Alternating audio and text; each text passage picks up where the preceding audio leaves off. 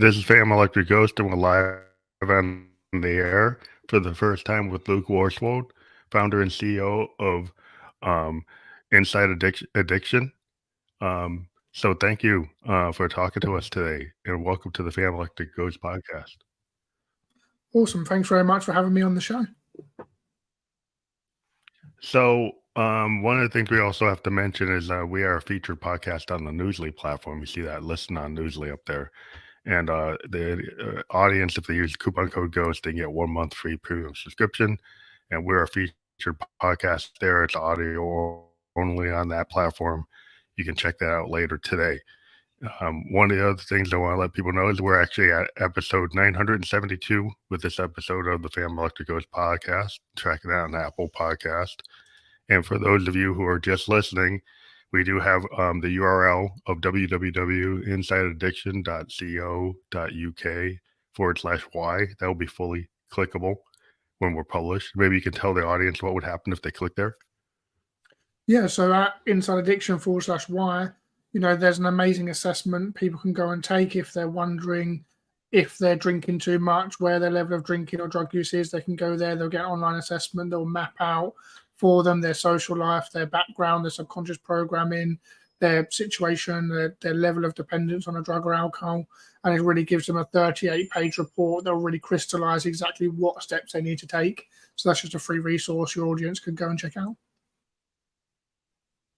That's awesome. So this episode, what we're going to talk about is unmasking male mental health and navigating the intersection of emotional suppression and substance abuse. So that's a big topic. Maybe you want to give a little bit of your background from your biography to the audience before we tackle that. Perfect. So I grew up with a mum who was a drug addict. She drank and used drugs. And when I was 10, she passed away. She died from drinking and using drugs. And that was really challenging. I think what's important to note is as a young man, I didn't really understand how to handle those emotions, how to deal with what was going on, that grief at that early age. And ultimately, I ripped out anything that connected my head to my heart, just all of that emotions. I just shut it all down, pushed everything down into the depths of my soul, never to be found again. And that was really, really challenging for me going through that at an early age, just when I was going into like the older years of school, trying to find my feet, trying to find out who I was as a young man. That was a really challenging thing for me to experience.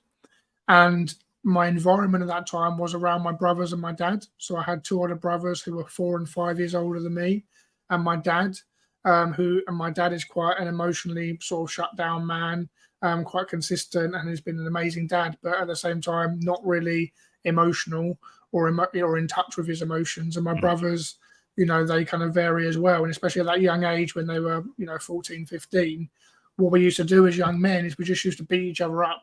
It was like boys will be boys, let's fight, let's have, let's play, let's fight, let's kind of beat each other up and have a good time. And it was just shrugged off, boys will be boys. That's just how it went.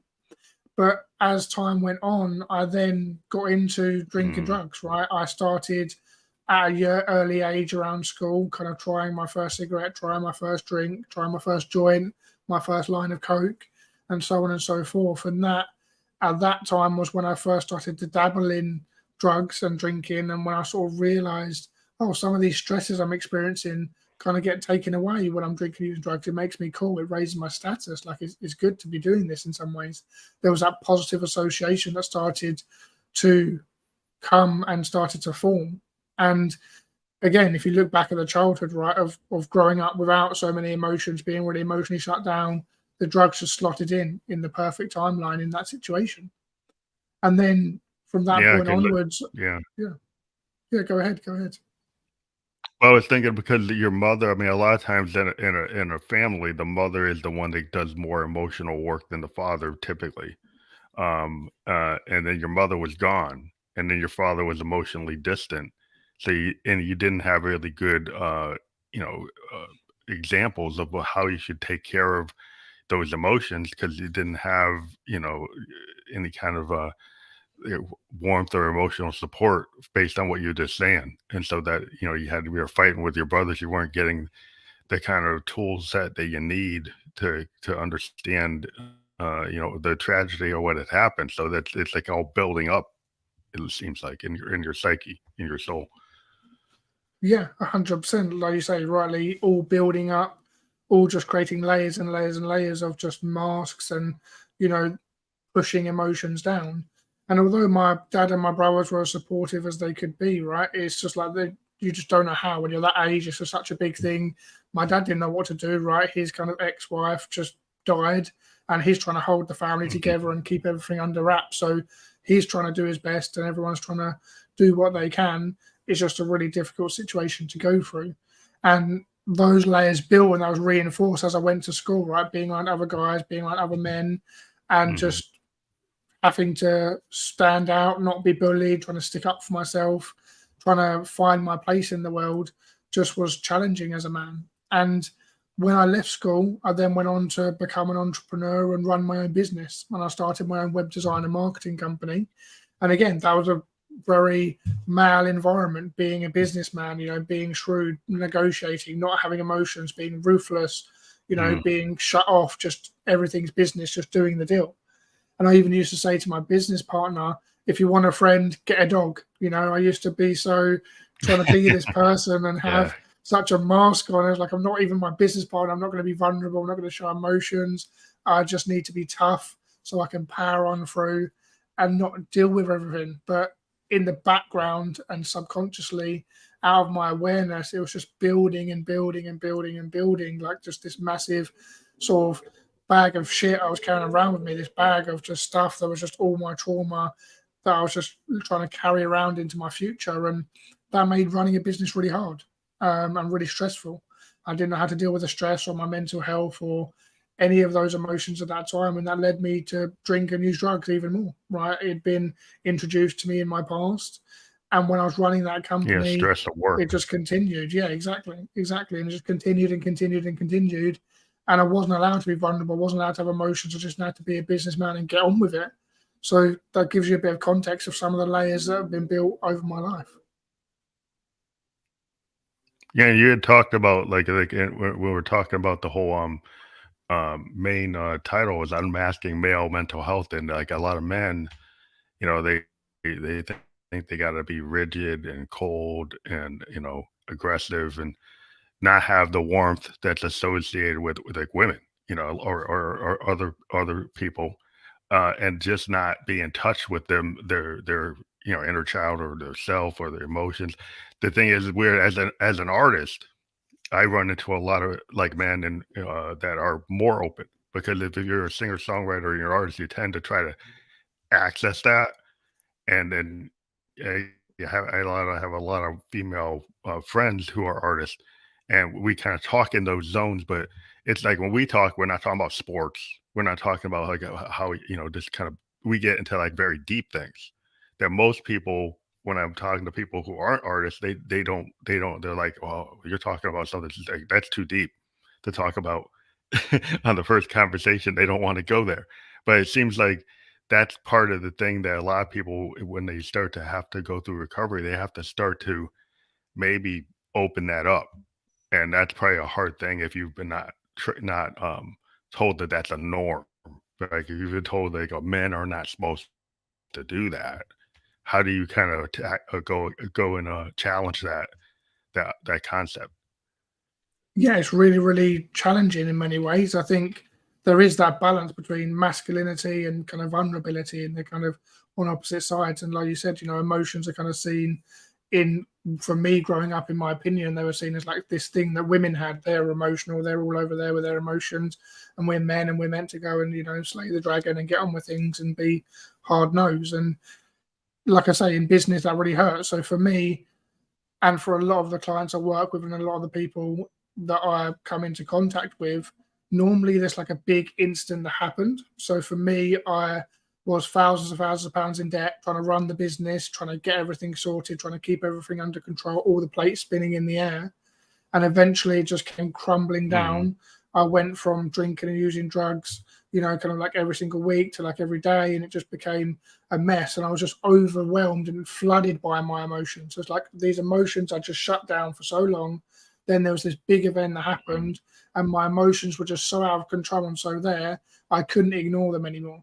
And that's what happens for a lot of clients. It's like I'm not, and a lot of men in general, I'm going to suppress my emotions, suppress my emotions, suppress my emotions. And eventually, after years and years and years of just suppressing emotions, they'll just explode. And then all the emotions will come up. Then they'll be like, how do I deal with these? What happens now? What's going on? I'm really exposed. I'm really vulnerable now just by default, by life giving me a good old kick in the teeth. What happens? And for me, I didn't really know what to do.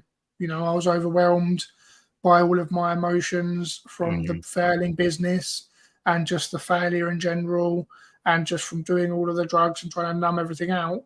I ended up, after trying some AA meetings and researching rehab and trying a few different things, for me what really worked was when I discovered an addiction specialist therapist. Now, my therapist was amazing. She was a woman, and I just went in that first session and I just said to myself, Luke, if you're going to do it, just play it all out. And although I really just feared like I was going to blow up or explode or spontaneously combust as a result of feeling these emotions, I didn't know what was happening. And that really scared the actual crap out of me, right? Not knowing what was going to happen. But I walked into that first session and I just kind of emotionally vomited on the therapist. And I was just like, this is all the stuff from my life. And I just kind of emotionally vomited everywhere and just got everything out. And that was a really, really big release, right? That was just the beginning, but that was just a really big release just to get all of the emotions out and just tell all of the story to someone who just sat there and listened for an hour. And that was the start. That was the start of just even acknowledging that I had emotions. And I think that was really important, just to acknowledge that, just to say, okay, I am a human being. I have my financial bank account, which I valued a lot, that was now at zero or minus. And then I also recognized that I had my emotional bank account. And I was like, okay, there's this whole other side here called my emotional bank account. I need to start paying attention to that one, because this, just what I've been doing in the past, hasn't been working. And that's when I embarked on therapy to really work on my emotional bank account and start moving forward. So I mean that's real important that I think I've talked to a lot of people in this kind of space where people have that crucible moment. They have that thing that happens and it just like you can't control it. They bottle it up and then it kind of you have to address it. Did you have anybody that kind of pointed you to therapy, or did you said you started like AA, but you started to realize that you weren't going to solve it by yourself, right? You needed to find somebody. Yeah, definitely, definitely. So a few different things happened and aligned around that time. So firstly, I was into personal development and looking at mentors online, and some of them had mentioned therapy and becoming your authentic self and being vulnerable. A guy that had a big impact on me is a guy called Phil McKernan, and he spoke a lot about authenticity and becoming your authentic self. And I was like, the person I am now, he's not authentic. He's trying to be someone on the outside and he's someone else on the inside. That's the opposite of authenticity, right? So I was like, all these masks and layers I've built up over the years, that's not authentic. I want to go and become authentic. I didn't know what that meant. Just wanted to go and become authentic. I just had this idea. And then another moment that really kind of helped shatter all of my denial is I was sitting on a park bench, kind of having the last few drags on a joint after a heavy night of drinking and doing coke. And I remember trying to call all the people in my phone book, trying to find people who would lend me more money so I could just keep going and going and going and just ignore the sort of hole I was in. And I remember looking at my phone and I had one number left. And this number was an old business mentor of mine and a good friend. And I didn't want to call him because I just knew who he was and that he'd kind of just see right through things. But I pressed call anyway because I was so desperate in that moment. And I called, and as I tried to, bullshit my way through the call, he just could see right through it, and he just cut me off with a sentence that changed my life forever. And he just said, Luke, you're a crackhead. And although I'd never actually used crack, in that moment, it just pierced through all my denial. And I realized I'm an addict, just like mum heading towards death. I'm just going to end up dead from drinking and using drugs. And it was at that point I really woke up and I was like, whoa, this isn't going to end well. And those two things combined really helped me realize, okay, I want to become authentic. I'm heading towards death if I don't change. And that really motivated me to seek therapy and go into therapy, just wanting to become my authentic self and wanting to change my behavior and not do drugs and not drink and just not die from addiction and really move and grow in the right direction. Now, one of the questions you like to answer, and given the situation with your mom, the idea, what the concept, or the question is addiction a choice? And it seemed like there was a path that was kind of preset because of what happened with your mother. But the question is, is addiction a choice, or were you kind of predisposed to it because of what happened with your mom? Yeah. So I think this is really important in terms of nature nurture. There's loads of different debates and arguments on this particular topic. Some people would say it's a disease and you've got a disease and you need to treat it like a disease and you'll have that disease for the rest of your life. Some people will say it's nature and it's genetic, or your mum was an addict and it's genetically passed down to you. Or it could be nurture, right, in terms of learned behavior. I feel like it's important to recognize, in Mm-hmm. terms of my own opinion, that I feel like it's nurture in terms of learned behavior, learning those coping mechanisms. But in terms Mm-hmm. of a literal choice, I wasn't choosing to drink and use drugs in many ways. I feel like what we discount a lot is a lot of people have all this trauma in their life. And because of all the trauma that happens in their life, they then can't regulate their emotions. And because they can't regulate their emotions, they're then drinking and Mm-hmm. using drugs. So is it a choice? It's not like a choice as in I'm picking up this to damage everyone in my life and hurt everyone.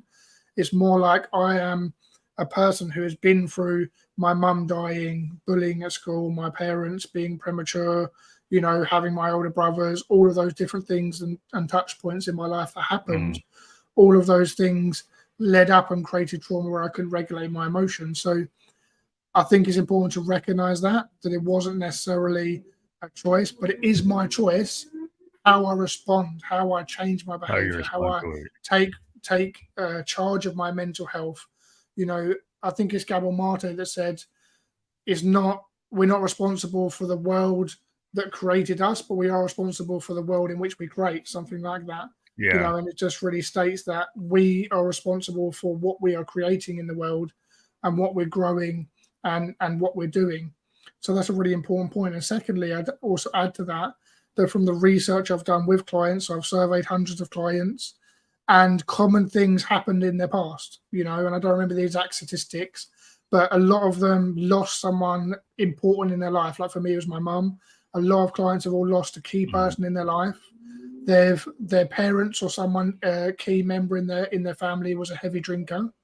They also went through and perhaps moved around a lot as a kid, moved to different locations, moved to different schools, had a lot of uncertainty and instability. They also experienced divorce or their parents splitting up as a kid. That's another big one that happens to a lot of people. And also, for about 1 in 6, there was some kind of physical or sexual abuse in their childhood. But it Mm-hmm. just goes to show that there's a lot of trauma that underlines the clients I work with and their sort of drinking and substance abuse, right? So is it a choice? Well, they didn't choose to go through all of that All trauma, the right? They things, didn't yeah. choose to have all that done. They can choose to behave differently and regulate their emotions rather than drinking and using drugs, Yeah, I but mean, they didn't choose for that. I took sociology in college, and there's a lot of, we talked about in sociology the concept of the anomy, kind of being disconnected from society, and then the microcosm and the macrocosm. So, in the microcosm of your like individual family, like you're not within the social bigger group of society, you have all these factors. Like in psychology, get kind of crosses into it, but yeah, people don't understand. Like, it's not totally the individual. Like, if you got this total individual mindset, kind of a capitalist kind of mindset, like everybody's totally responsible for everything, and without understanding the outside environmental factors, right, and then the inside of your genetics. So there's a lot of things. Words matter. Like, how many people have been damaged by limiting beliefs because of a parent or somebody bullying, and then they think they're not good enough, and then they look for solace within drink or drugs or some kind of behavior. And so people who have this mindset, well, my words don't matter. It's all that individual. It's all somebody else. That's a big problem because the society, as you said, the divorce, the bullying, the limiting beliefs. These are things that are not exactly, you know that you can control. And so the act like an individual can just totally just like rebound from that without any tools. And a lot of times our education system doesn't really give people by the time you get out of high school, any kind of emotional training. It depends on the parent to do that, and then some parents are failing at that. So what are you going to do? Yeah, 100% agree. Yeah.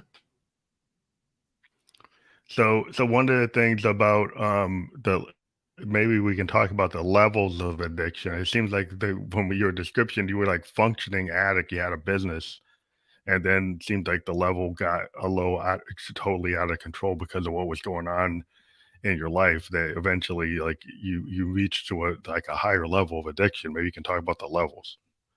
Yeah, no, perfect, perfect. So I definitely think that this is something that is important in addiction because there's different levels. I put them on a continuum.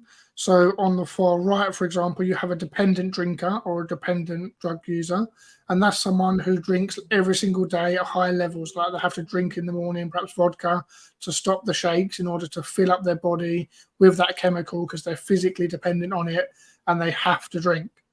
But then the next level up that I come across a lot is a daily drinker. And that's someone who drinks every single day, but not to the same volume as a dependent drinker. So that's maybe like a bottle of wine a night, a glass of wine a night. You know, kind of when they come in from work, they're drinking Mhm. every single day, but not at that like level or volume of a dependent drinker. Then the next level up is a weekend drinker.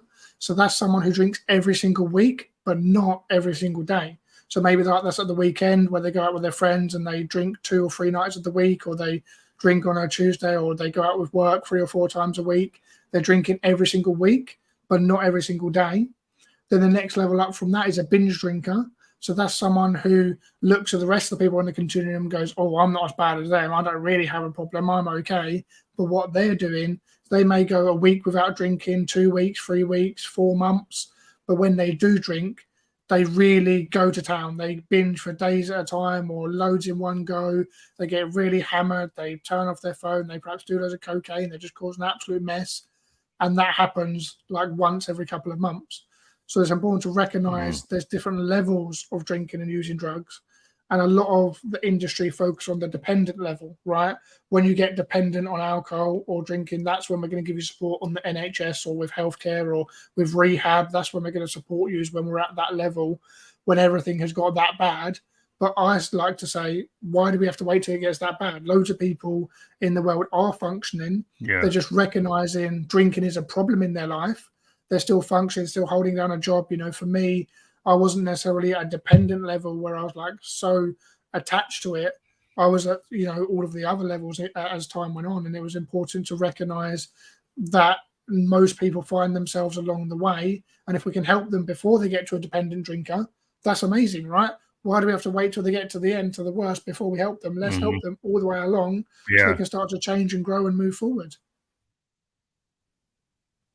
Yeah, it's like an educational thing, and like I said, like in school, like if you just address the problem, like if you find like in healthcare, like you think about cancer, like if you find cancer early, you're gonna have a better outcome. If you wait till it gets to like a level 4, you're probably not gonna Yeah, have a good outcome.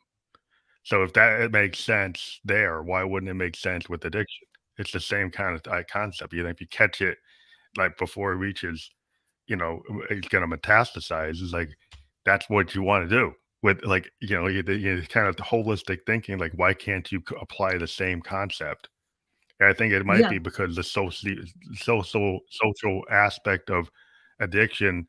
Some people can't see the equivalence to like cancer yeah. or heart disease or diabetes. They don't see the equivalence. Like if you have an issue, it's like it's still you can still apply similar tools from a kind of high level concept, and some people have a hard time with that because they start throwing judgmental ideas at it.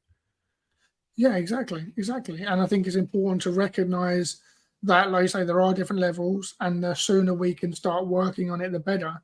Because ultimately, you know, I had the trauma all along in my life. I couldn't regulate my emotions. So whether I was just kind of using drugs or drinking in my early teens, I still couldn't regulate my emotions. I was still having unhealthy habits. Why do I need to wait like, you know, 5, 10 years later before it really became a problem to then get the help? And if I'd have waited another 10, 20 years, you know, till I was in my 30s, 40s, 50s, would have been even worse, right?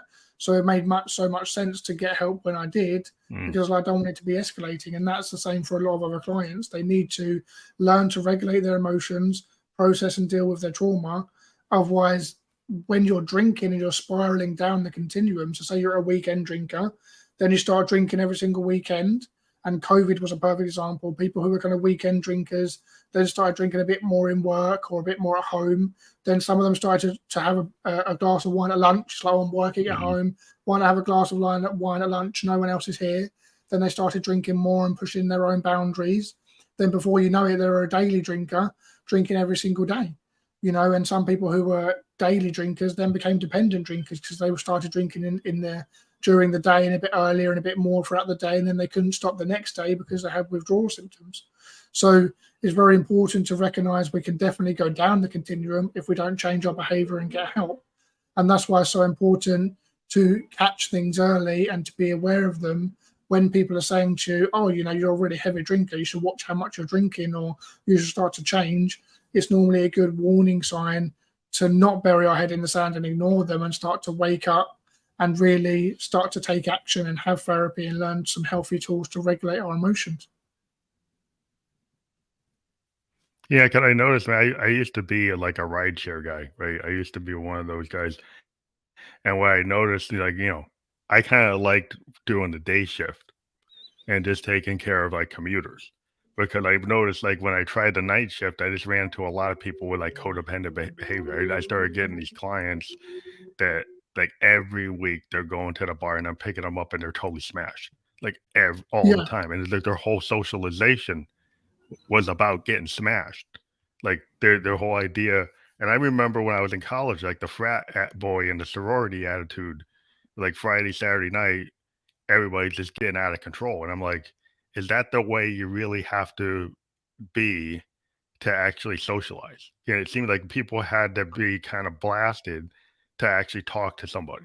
And I'm like, why do you have to be blasted? And I was with a lot of artists, and we were kind of in this different mindset that we're practicing and doing our art, and we were having these deep conversations, and we weren't doing that.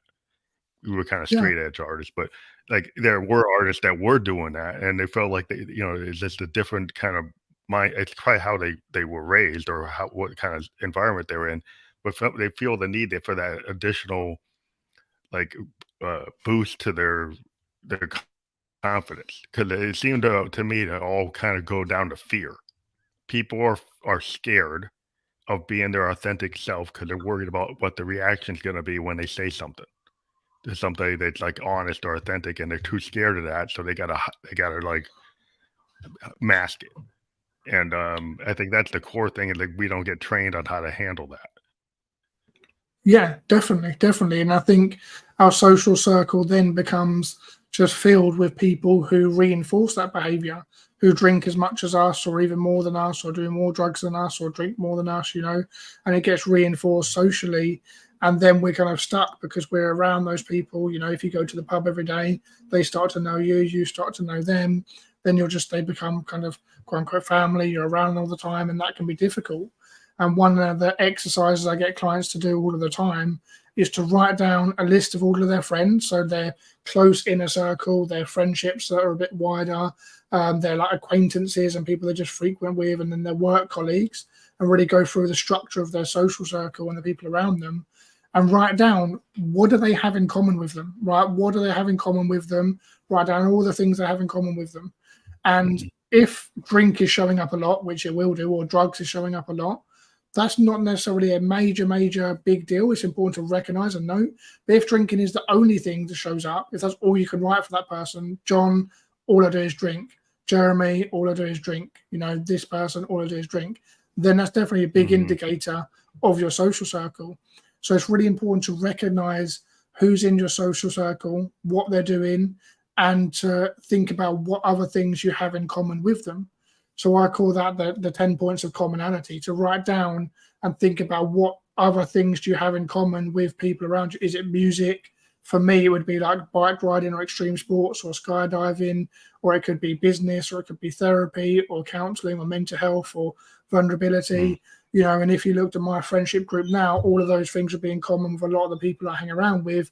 Drinking and drugs not so much, and if drinking and drugs is involved, it's in this context of talking about it and working on emotions and overcoming things, right? So it's really important to think about what other things you have in common. And then when you're actually in those situations, they say socially, people can be nervous, they can be worried, they can think, how am I going to handle these situations if I don't have, liquid courage, if I haven't had a bit to drink, how am I going to manage? Mhm. And if you go into social situations prepared with the 10 points of commonality of thinking, what do I have in common with these Mhm. people, can make things a lot easier, either to shift your social circle to do more sober activities with them, like going to play golf or Mhm. going for a bike ride, or just generally, even if they're big drinkers or they're used to drinking with them, switching to more sober activities, or just in general going into their social situation, whether it's a birthday party or a meal out, with the idea that you're not going to drink, and also with the other 10 points of Yeah. commonality in your arsenal, so you can really work out what you're going to talk about and have that confidence already before you show up. It's about kind of changing your habits, like getting like I was talking to a guy that was more like a health mentor, like a wellness mentor. And a lot of people they've got habits that are like, unhealthy habits. From like if you're into junk food or you're doing, too much coffee or whatever, too much of anything, but like learning to have like a holistic balance. I'm a mountain biker. Well, I like, when I'm stuck in my studio doing music, I realize that sometimes musicians might sit there for like 4 hours straight or 8 hours straight trying to get some notes right. And then you're like, well, you know what? You get diminishing returns. So if it's not working, jump on the bike, go out on the trail, get out there, kind of not focus on it. Find something where you can't really like mountain biking. What I liked about it is like I can't really focus on anything other than staying on the bike because I try to focus on something else, I might crash. Right? It's like Yeah, skiing. So it puts you in this mindset that gives you a lot of endorphins. It helps your body. You can start to build up. You can kind of get addicted to a good behavior of like I want to keep on going on this trail and do like 5 miles, 10 miles, 15 miles. You want to go do it. And it's actually positive. It's helping your coordination, it's helping your mental state, is increasing your heart rate.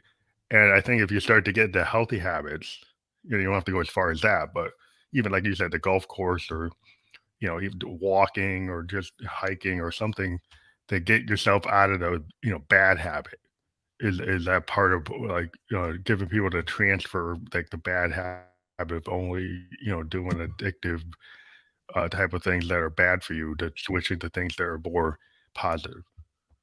yeah, 100%, 100%. I think the example you said, right, which was, when you're in the music, you're making music and you're just getting lost in it, you're getting diminishing returns, you can't focus, it doesn't sound right, you're doing it again and again and again, and you're getting frustrated and emotional, right? And your emotions are building, and those emotions are challenging to process. So, like you say, you then go, nope, I'm turning this off, I'm stepping away from it, I'm going to go mountain biking. You switch off, you go mountain biking, you're just so engrossed in that activity, you're so focused on it, you're not even thinking about music.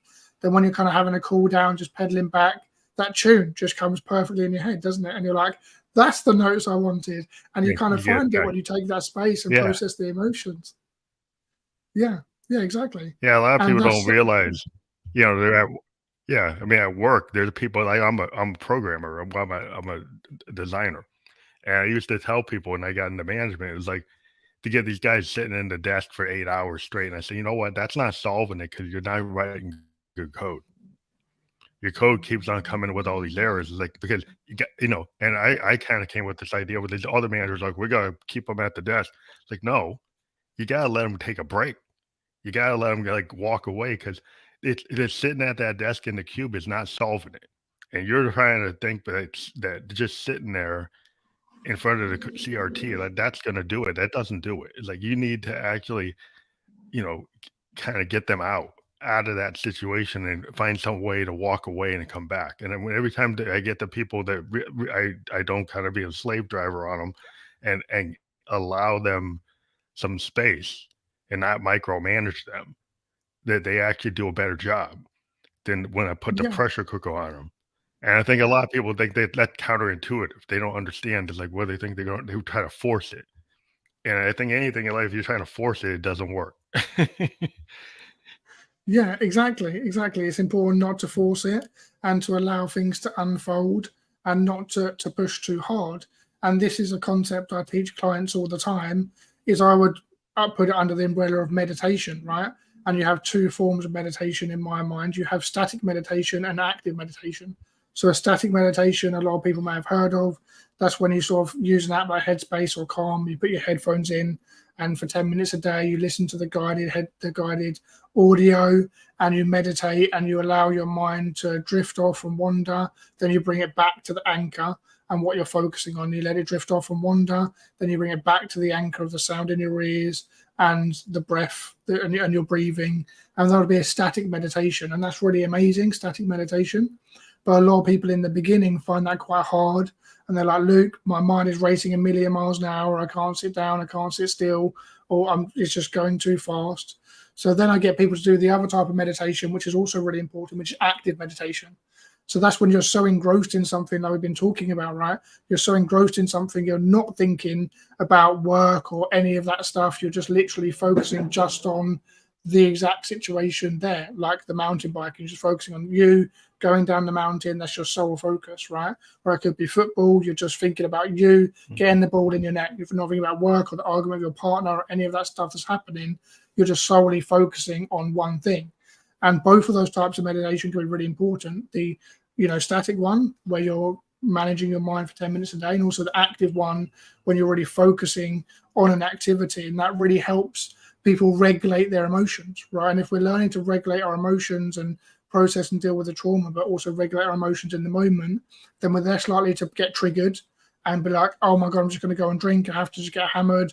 This week at work has been so stressed. I was sitting there for 8 hours and I couldn't get the code right. I have to go to the pub tonight because I've had such a stressful day. Well, if in the day you broke it up and did some active meditation, you wouldn't get to the end of the day and be so stressed and have to go and drink, right? So It's really important to regulate and manage your emotions. Yeah, I mean, that's the problem also. I get a lot of people, they're into like perfection. And I try to tell people, like as an artist, like what I really push is the idea, the happy accident of somebody kind of just like trusting themselves. Like if you're a musician, you've been playing like 15 years, 10 years. Most musicians before even anybody knows them, been playing 10 years or something, right? And so if you start to trust yourself and you don't get stressed out, you kind of get in a flow state instead of a state of start and stop, start and stop, start and stop. Like actually just put down the idea and let it be, and don't stress about it, and let the happy accidents be there. You'll find that sometimes, like, I read this thing, I watched this thing where Elton John said when he was doing the Yellow Brick Road that everything was like third take. That today people do like 100 takes. What he's like is like he said he hated it. It's like back in the 70s, they just kind of whole band would just do a song for the first time, run through one, two, three times. A lot of times, the very early takes were the best thing because they're actually closer to the actual truth of the song. And what they found is when they were actually trying to revise it, they kept on taking away the original intent of the song. And if you actually Yeah, kept the earlier version, it was actually closer to the actual what the original intent of what the song was. And you just let it be. And you take some courage to do that because sometimes it doesn't have the perfect situation. Like something's like a little off on the mic, something's off on the drums, something. But sometimes the whole of it is so much better than anything you corrected. That you live with the errors, you live with the little mistakes because they were actually part of the whole beauty of it. And I think a lot of people find it hard to be honest like that or authentic like that. They have to try to make things perfect, and it stresses them out. And so, like, they yeah, get to the end of the day and they're all stressed out and they need that release. yeah, exactly. And I think that you get so close and stuck in the minutia, you can't see the bigger picture. And like I say, normally the first few goes are the best, and it's important to try and focus on that. And about the perfectionism, right? That's one of the reasons I created the continuum, because a lot of clients will come to me and they'll say, or like the AA approach will be like, don't drink. This is your first day. You're sober. Don't ever drink again. Don't relapse. Don't do anything. Just stop drinking. And it's going to be plain sailing. You're going to go perfectly all the way to being sober for 1 year. And if you fail along the way, you're back to square one. You've completely ruined it. And it's a disaster.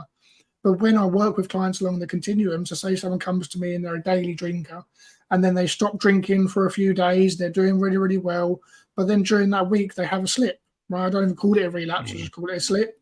They have a slip, Mhm. and then the next week, a few days, rather than saying to them, actually, you're a failure, you're still a daily drinker, you've failed, and just reinforcing that low self worth, say to them, look, you've moved along the continuum. You were a daily drinker. Now you're a weekend drinker. You only drunk a couple of times this week. You've done really, really well. That's such good progress. You haven't failed. You're actually doing amazing. And Yeah. then they may be like, oh, wow, that's really good. And then the next week, they may only drink once or twice, and then they may go a few weeks without drinking, and then there'll be a binge drinker. Maybe they relapse. They haven't been drinking after work every day, but it was someone's big wedding and they relapse at the wedding after a few weeks or a few months. That's okay. It's okay to have a slip. It's okay to slip and be like, oh, now I've just moved along the continuum and now I'm a binge drinker. Mhm. And to be like, now I need to go a bit longer. And eventually the last time will just be the last time.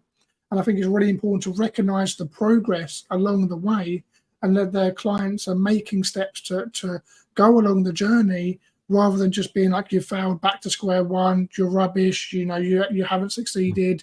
Because I think it's really important to track the progress and really build that positive reinforcement and motivation to go along the journey. Yeah, I've seen a lot of coaching that has this kind of all or nothing behavior from like an alpha type of person, alpha type of mindset. Oh, sorry, and it seems like that's kind of built for failure. Um, because like if you like you see what happens with people who go into like the gym and they get intimidated by the rigidity of the trainer, right? And so if they basically, tell them they got to start back to square one if they slip up, and then eventually people just fail, but or they just don't show up because it's too much, like a diet.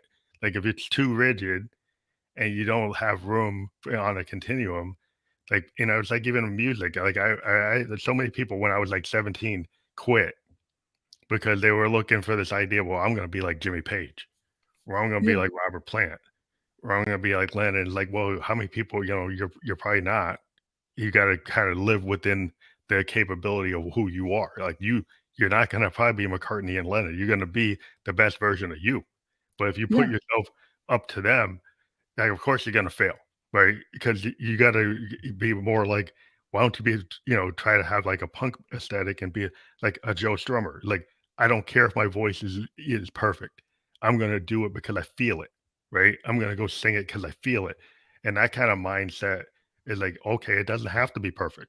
I can just do it because I'm authentic and these are my real feelings and these are what I want to say, the things I want to say. And I think some people, don't understand you don't have to be perfect. You just yeah, you just have to, give it a try and be consistent. And consistent isn't doing it every day, but just like being consistent and showing up.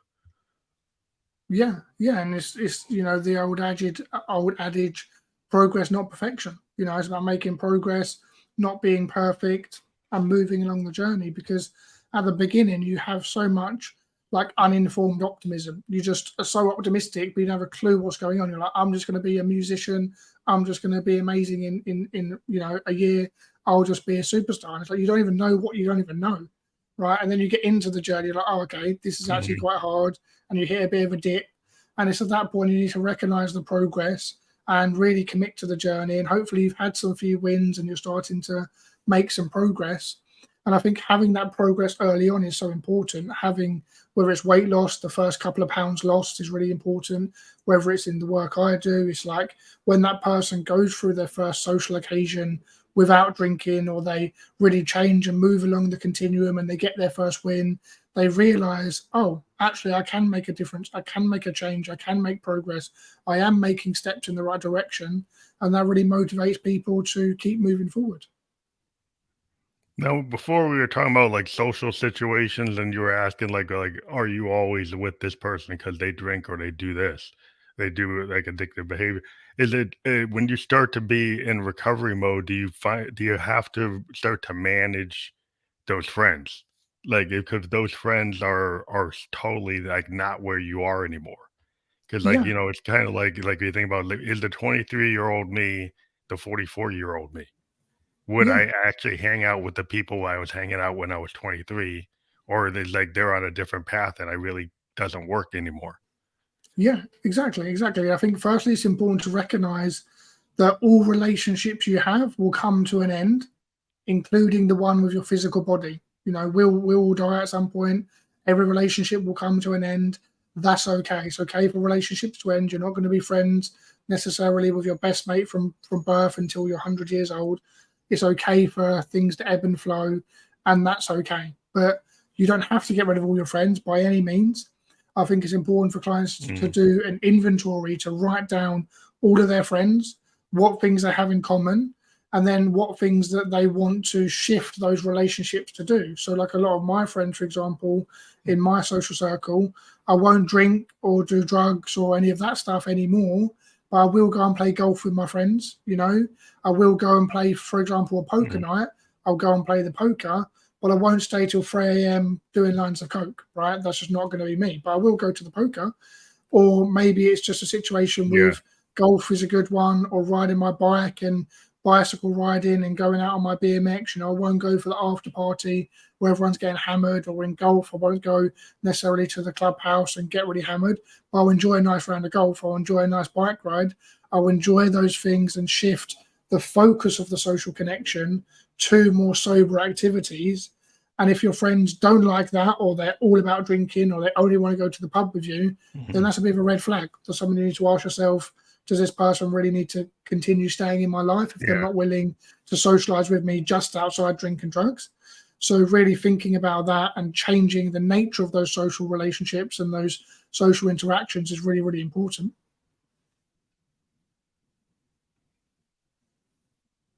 It seems like you start to set up boundaries for yourself of what you're willing to experience, or what you're like. Sometimes I think people get kind of pushed into things because of like peer pressure.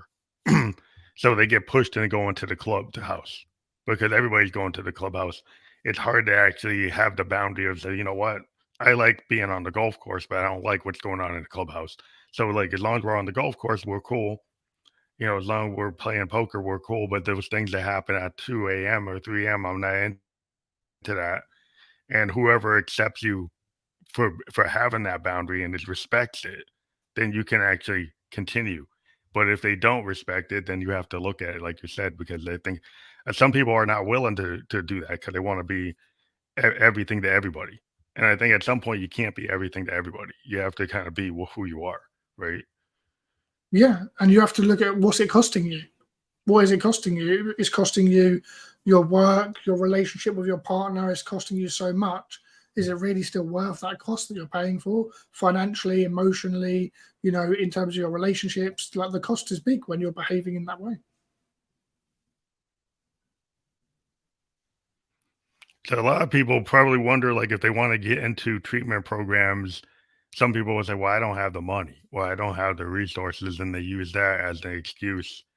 But it's like, well, they might be spending a lot of money on what they're in already. So it's kind of like, how do you prioritize or get people to change their mindset of, oh, this is too expensive, or this is too much time, or this is too much, like all the excuses why people would like not want to start. Yeah. So, I mean, some of the big ones is money, like you say, money. And I think, like you said, perfect example, right, is how much people spending. A lot of people that I have assessed and researched and kind of spoken to spend anywhere from like £300-400 a month to £1,000 a month, on drink and drugs, right? So if you're paying for therapy, it's going to cost way less than that. So, and also the time as well, right? If you spend £500 a month for the next 10 years on alcohol, because you spend it for the past 10 years on alcohol, that's a lot of money, right? When you add it up over time. So definitely having that perspective of thinking what you're already spending is really, really important. And also the phantom costs. What about the costs on your mental health? What about the costs on your physical relationships? If you lose your job, if you lose your wife or your partner or your husband, what about that? How much are they worth to you? Rather than spending it on some kind of self-care. That's really, really important. I mean, one thing I do offer as well personally is scholarships. So I do offer scholarships for clients who can't really afford it. And we're doing some great work with some charities who are helping us offer scholarships to certain people. But it's also important to pay for it as well. I've paid for private therapy the whole time I've been through it. I think rehab for me was a bit much, but therapy I've managed to do for the past 7 or 8 years. and it gives you such a good return on investment. For transferring, resources from the financial bank account to build up the emotional bank account is not a problem in my eyes. That is a very worthwhile investment Yeah. and very, very crucial and important, because your emotional bank account is really, really important to focus on, and your mental health. And the return on investment can be unbelievable. Like the amount of amazingness I have in my life now as a result of not having drink and drugs, the trust in my relationships and the emotional connection, the emotion of my family, being able to manage my emotions, the fulfillment in my job and career, like so many things I've got on the other side as well, which is really important to think about. But another big rebuttal that a lot of clients say is, Luke, I can't start counselling because I've got something coming up. I've got a wedding, I've got a birthday, I've got this coming up. I can't not drink of that. So I can't start counselling because I've got all these social occasions coming up. And what I say to them is, it's much better to navigate those with the help of someone like myself who can help you, talk you through them. And in the program we offer, it has like loads of information about socializing, how to get through social events and all that kind of stuff. But it's much better to go through that with someone's help than just to go in it blind, because you're just going to end up repeating the same behavior of taking it too far and going bonkers and just drinking and using drugs too much. And there's always going to be something on the horizon, right? There's always going to be a birthday. There's always going to be Christmas. There's always going to be Halloween, New Year. Like there's so many social occasions in the year. You're never going to get there, and just year after year goes by, and there's always this social occasion coming up as a reason why you can't start now. And it's just an absolute, load of rubbish. So it's definitely good to start now. The best time to plant a tree is 100 years ago, and the second best time is right now. So it's best to start now, like we mentioned, before things get towards the dependent level. If people are wondering, of course, they can go to the URL down below, insideaddiction.co.uk/y, and see where they're at. How far along are they on the continuum, right? Are they creeping towards the dependent level? Do they want help now? And that's a really important place to start. And that's where you could do that free assessment so people can figure out like where they are on the continuum. Yeah, exactly. So that allows them to figure out where they are. Are they a binge drinker, weekend drinker, daily drinker, dependent drinker? Where is their level of addiction? And what are some of the things that's causing that? Is it their subconscious program? Is it their social life that's the problem? Is it different things going on and happening in their life that's causing this to occur? And I think that will really give them a good indication of not only the problem and where they're at, but also the solution. There's so many tips. There's a 38-page document that they get that's personalized and customized to them to really tell them what things they need to be going and doing next, what scores they need to improve, and how they exactly can do that step by step. Yeah, it's interesting because there's a lot of social dynamics. You're going to the bar every weekend, but also you talk about somebody being by themselves during lockdown still got into an addictive process without being in a bar, without being at the party. So like if you've got the underlying like situation in your life where you're stressed, the way you shake off stress is you take a drink or you do a line of Coke or something. I think it's like it kind of unlearning or relearning or retraining your brain. And a lot of people don't realize how much you can retrain your brain. I mean, your brain is so powerful, and a lot of humans they put the glass ceiling on their capability. And like you said, like the investment in the future of making sure your whole self is there will give you so many dividends in terms of your productivity, your relationships. It's everything. It's like a heart, mind, body, soul, spirit, right? And a lot of people just think one thing, physical. They think in the physical plane, but you gotta start thinking about other things, in your life. I think that's where people make some mistakes because they think it's just one aspect, but you've got to kind of look at it holistically, I think. Yeah, I think you summarized it perfectly, right? Like holistically, looking at the different other areas that are going on in people's lives, like we've spoken about today. Is it your past trauma? Is it things you've been through? Is it your healthy habits and your self-care? Self-care is a big one. Are you taking care of yourself? Are you meditating? Are you journaling? Are you looking after yourself? Are you making time for yourself? Are you showing yourself love? All of those kind of things. Self-care is a really, really important one. And then your sort of relationship, how your relationship is, and if that's on the rocks, if that's challenging, is there trust there? What's happening with your relationship? And then, your social circle, right? How your social circle is, And are they impacting you? Are they influencing you? You know, the old adage, you know, you're the average of the 5 people you spend the most time with, you know, and if you spend a lot of time with those people, that's something to reflect on and think about, and to think about what happens if people don't get help. I think that's such a key thing, you know.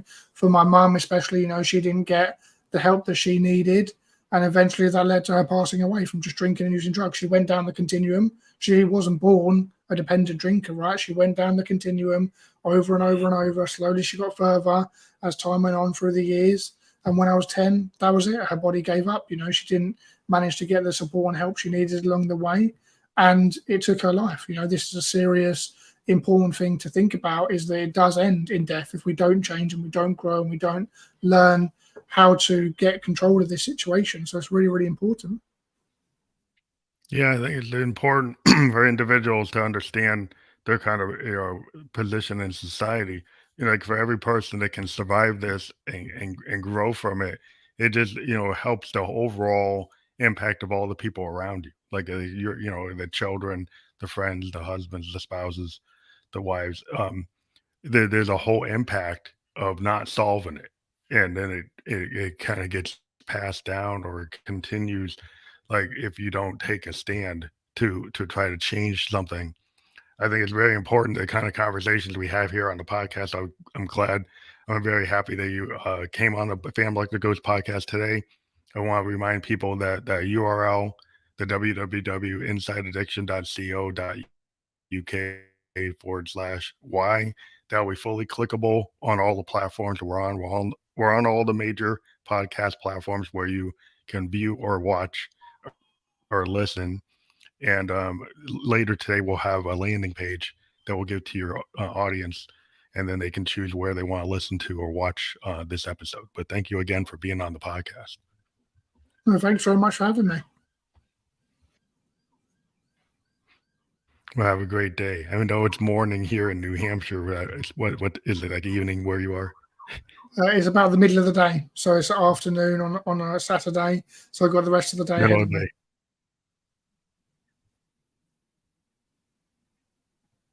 Gotta get some breakfast. But thank you Perfect. again for being on the show. Awesome. No, thanks very much for having me.